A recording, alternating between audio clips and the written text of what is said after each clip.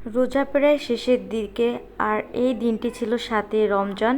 তো এই দিনে আমার নানু বাড়িতে ইফতারের আয়োজন করা হয়েছিল, তো তাই আপনাদের সাথে শেয়ার করব।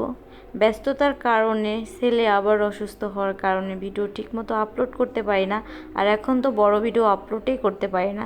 যাই হোক, হ্যালো এভরিওয়ান, আসসালামু আলাইকুম। কী অবস্থা, সবাই কেমন আছেন? আশা করি সবাই ভালো আছেন। আলহামদুলিল্লাহ, আমরাও ভালো আছি। তো মামাতো ভাই চলে গিয়েছিল আমাদের বাড়িতে আমাকে আনার জন্য, বাবুকে আর আমাকে। তো এই যে কিন্তু আমরা আমার নানু বাড়িতে চলে আসলাম। আমাদের নানুর বাড়ি ক্ষেতের ভিতরে, তাই হলো আমাদের মাত্র 5 মিনিটের মতো সময় লাগে আসতে। তো এসে কিন্তু আমার কিউট বোনের সাথে এই যে ভিডিও করলাম। আর আমার ছেলে তো তার মামাকে পেয়ে অনেক বেশি খুশি, ও ওর সাথে দুষ্টামি করতেছে। আর এখানে রান্নাবান্নার আয়োজন হচ্ছিল।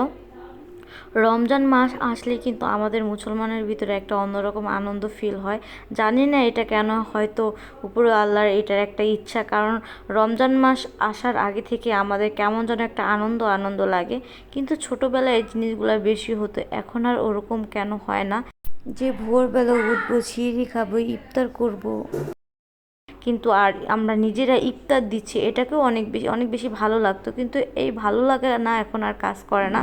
যাই হোক, তারপরও নানু বাড়িতে আসলাম। তো এখানে কিন্তু গরুর মাংস দিয়ে খিচুড়ি রান্না করা হবে এবং ইলিশ মাছ দিয়ে খিচুড়ি রান্না করা হবে।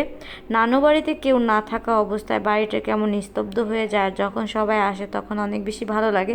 যেমন এখন একটা অনুষ্ঠান বা ইফতারের আয়োজন করা হচ্ছে, মামারা আসছে, তো অনেক বেশি ভালো লাগে এবং অনেক বেশি মানুষ জমজমাট, এটাই ভালো লাগে।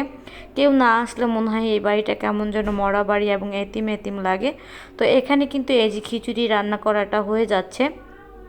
তো আমি যেহেতু ভিডিও করি, তাই আমার মামারা কিন্তু আমাকে অনেক বেশি সাহায্য করে, তারা কিন্তু আমাকে উৎসাহ করে। তারা একটা কথাই সবসময় বলেছে যে ভিডিও করবা, কিন্তু কেউ যেন আমাদের কখনো আজে বাজে কথা না বলতে পারে যে আপনার ভাগ্নি এরকম করে ওরকম ভিডিও করে। তো তাই যতটুকু সম্ভব নিজের ভিডিও বানানোর চেষ্টা করি।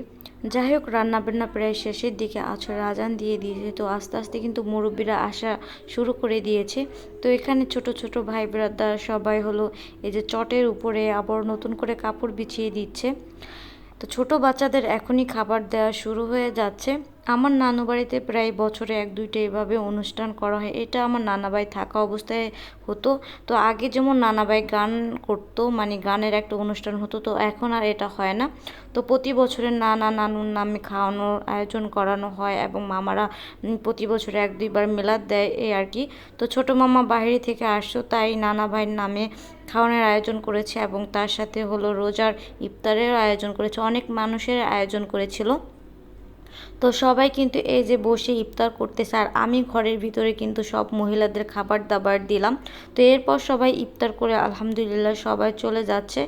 আর নানু বাড়িতে কার কার আসতে ভালো লাগে অবশ্যই কিন্তু কমেন্ট করবেন। আমার নানু বাড়ি কিন্তু অনেক বেশি কাছে। আর আমার এরপর আজকের রাতটা নানু বাড়ি থেকেই গেলাম। আমার রাতের বেলা ছোট ছোট মামাতো ভাই বোনের সাথে ওকে খেললাম একটা চিমটি চিমটি খেলা। তো ভিডিওটা আজকে এই পর্যন্ত। আল্লাহ হাফেজ, সবাই ভালো থাকবেন। আজকের দিনটা আলহামদুলিল্লাহ অনেক মজা করে কাটালাম। তো আপনারা ভালো থাকবেন, অন্য কোনো ভিডিওতে আবার দেখা হবে।